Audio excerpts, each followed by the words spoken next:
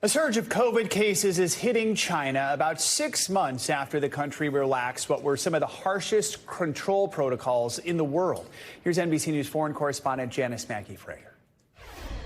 Good morning to you. China is bracing for a wave of COVID-19 infections that could see as many as 65 million cases per week by the time it peaks at the end of June.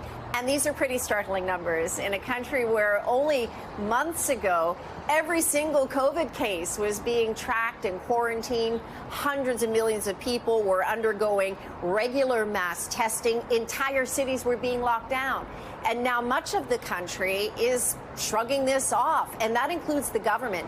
You see, officially, COVID cases just aren't accounted for in the same way. This data was revealed at a medical conference earlier this week where it was said that infections started to rise toward the end of April. We're now at about 40 million cases per week, and it's going to peak within the next month. These are XBB Omicron subvariants. Remember, China only had its first real big COVID wave in December and January when 1 billion people were infected in a very short time.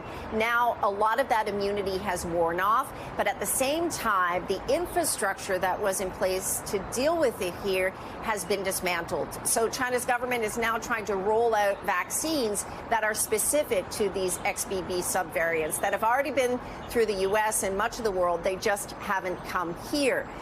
But for all of the fear that there was of COVID for 3 years here, now discussion of it has been very muted at best. People say that the fear factor is gone.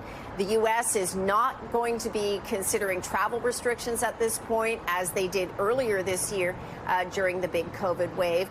And people, for the most part, seem to be still going to school if they're testing positive, still going to work if they're testing positive, and simply living with it.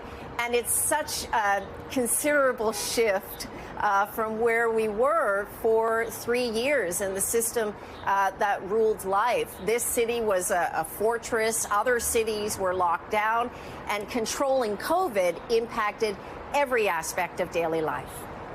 All right, Janis Mackey Frayer, thank you so much.